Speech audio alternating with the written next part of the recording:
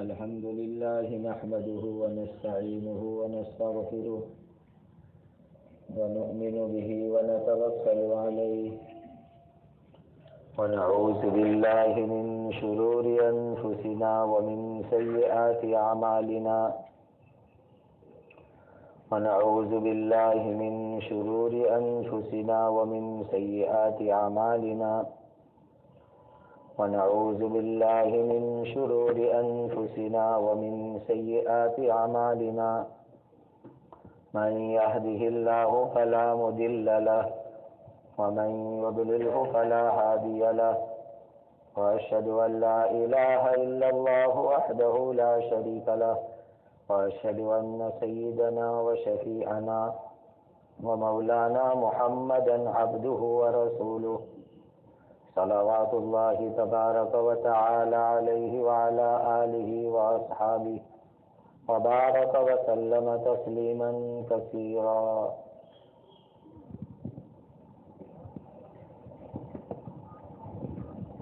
نکاح کی مجلس ہے اور تربیتی اجتماع ہے. دو باتیں آپ حضرات کی خدمت میں خاص طور پر عرض کرنی ہے.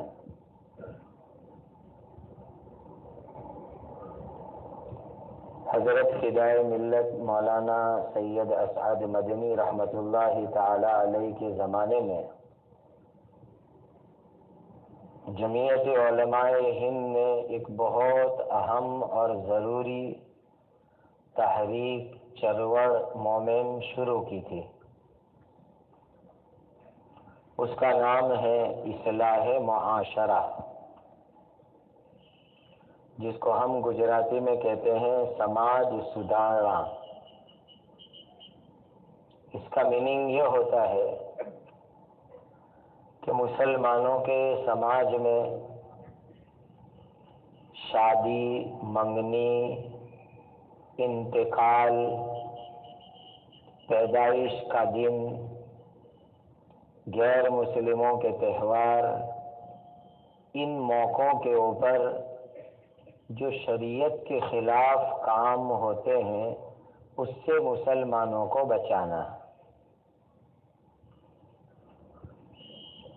ہم لوگ الحمدللہ مسلمان ہیں.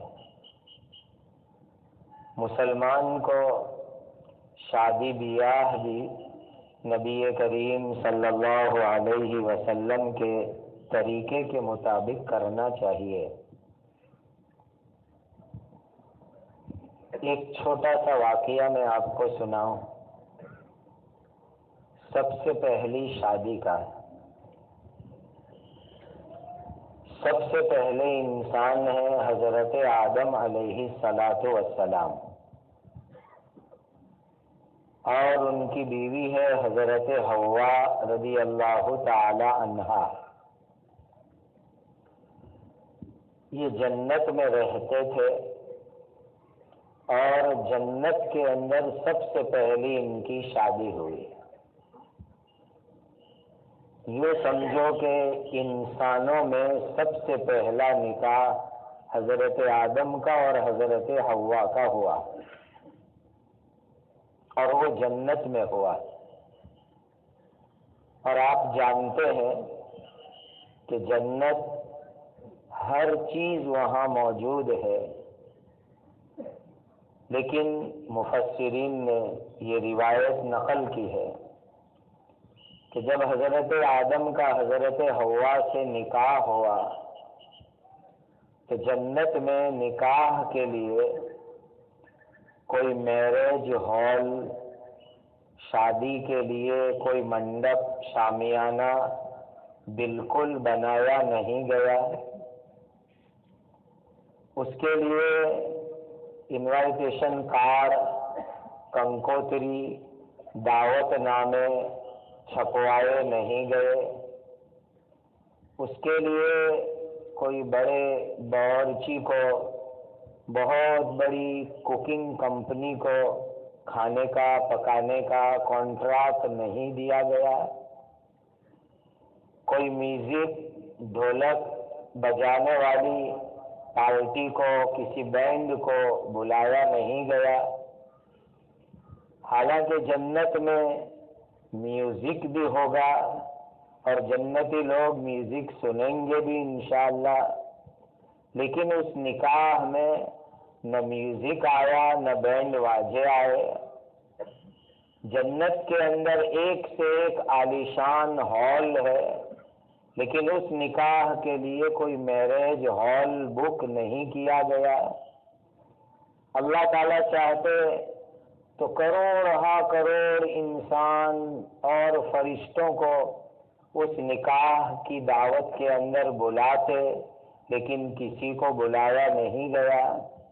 روایتوں میں آتا ہے اتنا سمپل نکاح ہوا کہ اللہ تعالیٰ نے عرش کے اٹھانے والے فرشتوں کو نکاح میں گواہ بنایا، اور عرش کے اٹھانے والے اس وقت 4 فرشتے ہیں، قیامت کے دن 8 ہوں گے۔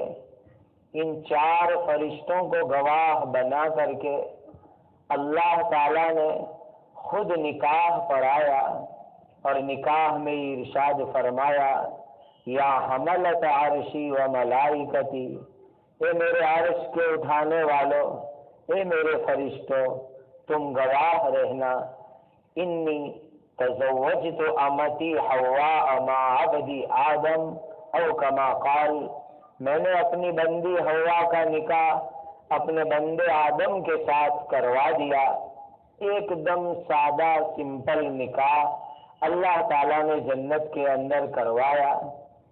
مہر کی جب بات آئی کہ کیا مہر رکھا جائے، تو روایتوں میں آتا ہے حضرت آدم علیہ السلام نے فرشتوں کو کہا کہ حوا کے ساتھ نکاح کے اندر میرا مہر کیا ہوگا؟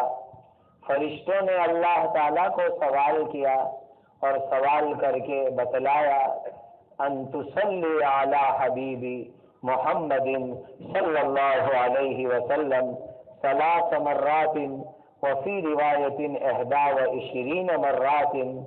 اللہ کی طرف سے جواب ملا، آدم کو کہو حوا کے ساتھ نکاح کے اندر تمہارا مہر یہ ہوگا کہ 3 مرتبہ یا 21 مرتبہ ہمارے آخری نبی حضرت محمد رسول اللہ صلی اللہ علیہ وسلم پر درود پڑھ لو، یہ تمہارے نکاح کا مہر ہوگا۔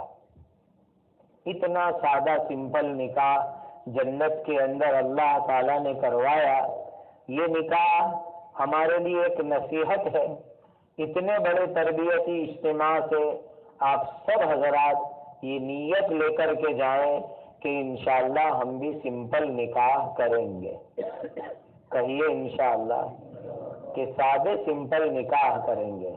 میں تو یوں کہتا ہوں کہ یہ جو ہمارے جمعیت علماء کے پورے علاقے کے ذمہ داران، کمیٹی کے ممبران، جمعیت سے محبت اور تعلق رکھنے والے، اور یہ علماء والنٹیئر حضرات اتنی بڑی تعداد میں یہاں موجود ہیں، اگر آپ ہی نے ارادہ کر لیا اور اپنے گھر سے سمپل نکاح، سادگی والی شادی شروع کر دی، تو انشاءاللہ پورے علاقوں کے اندر سادگی والے نکاح زندہ ہو جائیں گے، اور ہمارے یہاں جو شادی کی نسبت پر برائیاں ہوتی ہے وہ ختم ہو جائے گی۔ آپ حیرت میں پڑو گے، میرے اور آپ کے آقا حضرت محمد رسول اللہ صلی اللہ علیہ وسلم کی ایک شادی کتنی عجیب و غریب ہوئی۔ حدیث میں یہ واقعہ موجود ہے۔ ایک بادشاہ کی بیٹی سے حضور کا نکاح ہو رہا ہے۔ شہزادی تھی، پرنسس تھی، بادشاہ کی بیٹی۔ اس بیٹی کا نام زینب تھا۔ اس سے نبی کریم صلی اللہ علیہ وسلم کا نکاح ہوا، اور نکاح عجیب و غریب بات کہ شادی کے موقع پر جب رخصتی ہوئی تو رخصتی ایک جنگل کے اندر ہوئی۔ اللہ کے نبی کے ساتھ تقریباً 1500 صحابہ کرام موجود تھے۔ ان 1500 صحابہ کرام کی موجودگی میں حضور کا نکاح ہوا، حضور کی رخصتی ہوئی۔ اور رخصتی کس میں ہوئی؟ ایک چمڑے کا تمبو بنایا گیا، لیدر ٹینٹ تیار کیا گیا اور اس میں اللہ کے نبی کی رخصتی ہوئی۔ ہم لوگ ایمان میں رکھتے ہیں کہ اگر حضور چاہتے، اللہ سے دعا کرتے اور اللہ تعالیٰ جنت میں سے ایک موتی کا شاندار بیڈ روم اپنے نبی کی رخصتی کے لیے اتار دیتے۔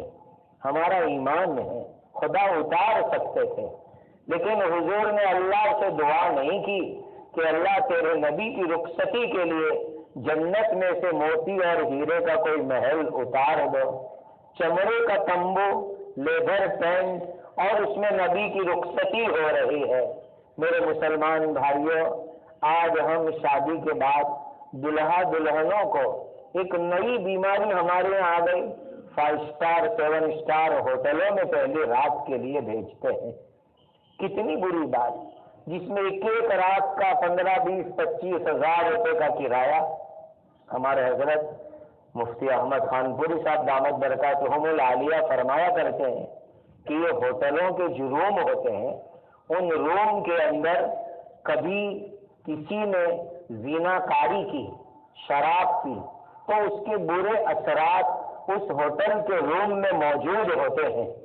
اب جس ہوٹل کے روموں کے اندر زنا کاری کے، شراب کے برے اثرات موجود ہو، وہاں ہم اپنے بیٹے اور بیٹی کو رخصتی کے بعد پہلی رات کے اندر بھیجے، بتلاؤ ان کی زندگی میں خیر برکت کہاں سے آئے گی؟ اسی لیے ایک تو یہ خطرناک بیماری، اس کو سماج میں سے نکالنے کی ضرورت ہے۔ دوسری خطرناک برائی کہ ہم شادی کے بعد میاں بیوی کے لیے روم کو اتنا ڈیکوریٹ کرتے ہیں، اتنا سجاتے ہیں، ہزاروں نہیں بلکہ لاکھوں روپے کا خرچہ اس کے پیچھے کر ڈالتے ہیں۔ اللہ کے نبی نے ایک شہزادی کے ساتھ، بادشاہ کی بیٹی کے ساتھ رخصتی کی، ایک چمڑے کے تمبو کے اندر، لیدر ٹینٹ کے اندر حضور نے رخصتی فرمائی۔ اور ولیمہ کیسے ہوا؟ بخاری شریف میں یہ حدیث موجود ہے۔ ولیمے کی صبح اس طرح ہوئی، حضور نے اپنے ایک خادم کو حکم دیا، ایک چمڑے کا دسترخوان بچھاؤ۔ چمڑے کا دسترخوان بچھا دیا گیا اور کہا صحابہ کو اعلان کر دو کہ جس کے پاس جو کچھ ہے وہ لا کر کے دسترخوان کے اوپر رکھ دے لے۔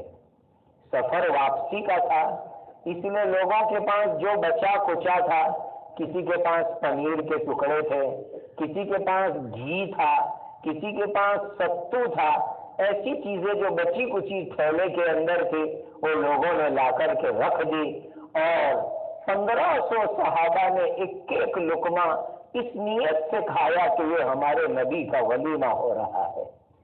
کبھی ایسا بھی تو ولیمہ زندہ ہو جائے کہ ہم آجو باجو کے اپنے تعلق والے رشتہ داروں کو کہہ دیں آپ اپنے گھر سے ایک ایک دو دو روٹی لے کر کے آ جاؤ، ساتھ بیٹھ کر کے 2-4 لقمے کھا لیں اور اپنے نبی کے ولیمے کی سنت کو بھی ہم زندہ کر لیں۔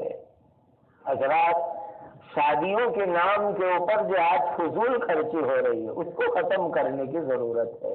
دکھ تو تب ہوتا ہے کہ لوگ شادیوں کے لیے بینکوں سے لون لیتے ہیں، سود پر قرض اٹھاتے ہیں، اور پھر بعض مرتبہ ایسے واقعات بھی ہوتے ہیں۔ ہمارے یہاں ایک مسئلہ آیا تھا، ایک لڑکی کے باپ نے اپنی بیٹی کی شادی کے موقع پر سود پر، لون پر پیسے اٹھائے، چند ہی دنوں کے اندر بیٹی کی طلاق ہو گئی اور طلاق کے 7 سال گزر گئے، اس کے بعد بھی بیٹی گھر میں بیٹھی ہے اور باپ اس کی شادی کے وقت جو رقم لی تھی اس کا بیاج بڑھ رہا ہے۔ ایسے بھی حالات دیکھنے میں آتے ہیں۔ اسی لیے بھائیوں، سمپل نکاح کو عام کرو۔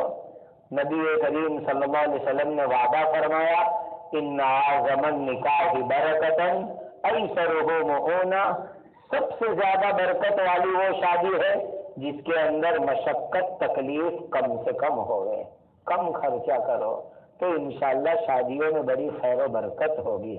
اس لیے یہ عزم لے کر کے جاؤ کہ انشاءاللہ نکاحوں کو سمپل کریں گے یہ کوشش۔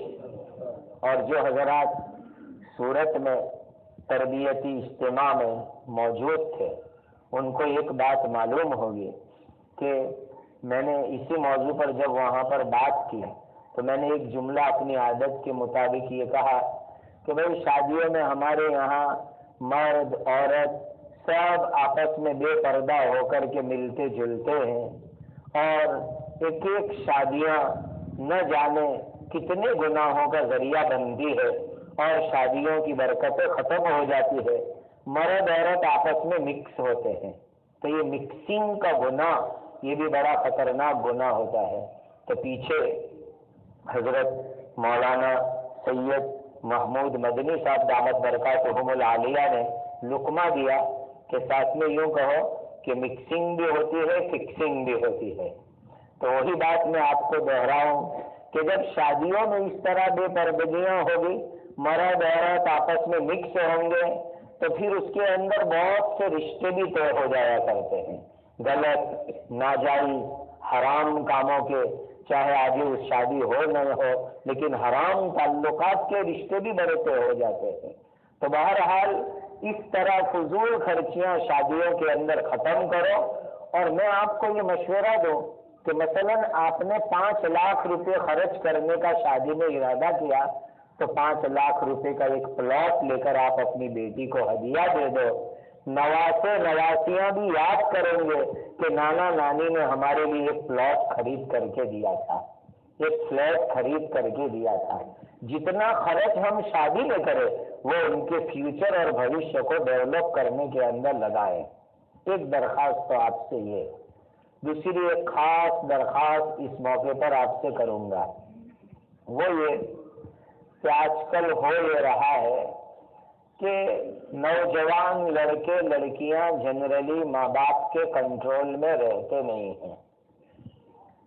تو لوگ بات کرتے ہیں کہ ہمارا لڑکا آپ کی لڑکی سے نکاح کرے گا، جس کو انگیجمنٹ کہتے ہیں، نکی کرنا کہتے ہیں، اور پھر اس میں آگے چل کر کے منگنی ہوتی ہے۔ بہت سی مرتبہ ایسا ہوتا ہے کہ بہت سے لڑکوں کو کسی لڑکی سے ارادہ ہے، لڑکی کو لڑکے سے ارادہ ہے، وہ اپنے ماں باپ کو بتلاتے ہیں۔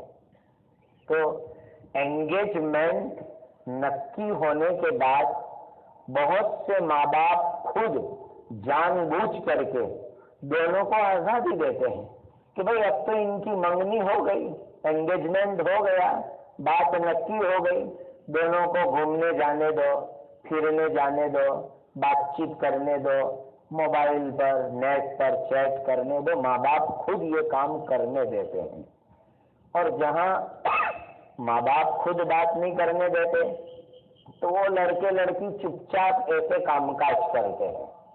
تو ایک مسئلہ یہ سمجھ لو کہ انگیجمنٹ اور منگنی ہو جانے سے وہ لڑکا لڑکی دونوں ایک دوسرے کے لیے حلال نہیں ہو جاتے، اجنبی اور پرائے ہی رہتے ہیں۔ اسی لیے ان لڑکے لڑکیوں کا بات چیت کرنا، نیٹ پر چیٹ کرنا، یہ حرام اور گناہ کا کام ہے، اور جو ماں باپ ساتھ میں رہ کے کرنے دیں گے وہ بھی گنہگار کہلائیں گے، اور وہ بھی اس گناہ کے اندر مبتلا ہوں گے۔ اس کے لیے میں نے اپنے بڑوں سے مشورہ کر کے ایک بات چلائی ہے کہ بھئی جس دن تم انگیجمنٹ کرو، منگنی جو ہمارے یہاں دھام دھوم سے کرتے، اس کی ہماری شریعت میں کوئی حیثیت نہیں ہے، وہ غلط کام ہے۔ تو انگیجمنٹ کے بجائے اتنا کر لو کہ سیدھا سادہ دونوں کا نکاح پڑھا دو۔ رخصتی پھر اپنے وقت پہ کرنا، 2 سال بعد، 3 سال بعد، 4 سال بعد، 5 سال بعد، جب رخصتی کرنا ہو تب کرنا، لیکن انگیجمنٹ کے بجائے صرف نکاح پڑھا دو۔ تو اس کا بڑا فائدہ یہ ہوگا کہ وہ دونوں لڑکے لڑکی انشاءاللہ گناہ کرنے سے بچ جائیں گے۔ نکاح کرا دیا، پھر آپ خود خرید کر کے ایک فری نمبر کا فون دونوں کو دے دو کہ اب جتنی بات کرنا ہو کرو، ہم کو بھی کوئی ٹینشن اور گناہ نہیں، اور تم کو بھی کوئی ٹینشن اور گناہ نہیں۔ اور اس کی نظیر اور مثال حدیثوں میں ملتی ہے۔ خود نبی کریم صلی اللہ علیہ وسلم کا نکاح حضرت عائشہ سے ہوا تھا، تو نکاح کے 3 سال گزرنے کے بعد رخصتی ہوئی تھی، وجہ جو ہو، لیکن نکاح کے 3 سال کے بعد اللہ کے نبی صلی اللہ علیہ وسلم کی رخصتی وجود میں آئی تھی۔ یہ ایک مثال نمونہ ہمارے سامنے موجود ہے. یا 33 مہینوں کے بعد، غرض یہ کہ ایک لمبے عرصے کے بعد حضور کی بھی رخصتی حضرت عائشہ کے ساتھ ہو گئی تھی، تو ہم یہ کر سکتے ہیں کہ نکاح پڑھا دیں تاکہ ماں باپ کے اوپر گناہ کا بوجھ نہ آنے پاوے. یہ بھی ایک کرنے کا کام ہے جس کو ہمیں عام کرنے کی بڑی سخت ضرورت ہے. بہرحال یہ تربیتی اجتماع آپ اس نسبت سے یہ دو اہم پیغام لے کر کے جاؤ کہ شادیاں انشاءاللہ سمپل کریں گے، ولیمے بھی سادے سیدھے کریں گے. میں سناتا رہتا ہوں کہ حضور کی اتنی شادیاں ہوئی، سب سے بڑا ولیمہ جو ہوا تھا اس میں ایک بکری کٹی تھی، اور اس نکاح کے اندر 100 آدمی تقریباً کھانے میں تھے، اور سب سے چھوٹا جو ولیمہ ہوا اس میں ایک دودھ کا پیالہ حضرت عائشہ والے ولیمے کے اندر موجود تھا. حضور کا بڑا ولیمہ ایک بکری کا اور سب سے چھوٹا ولیمہ ایک دودھ کے پیالے کا. اسی لیے ایسے سمپل ولیمے ہونے چاہیے. اللہ تعالی ہم سب کو عمل کی توفیق عطا فرمائے.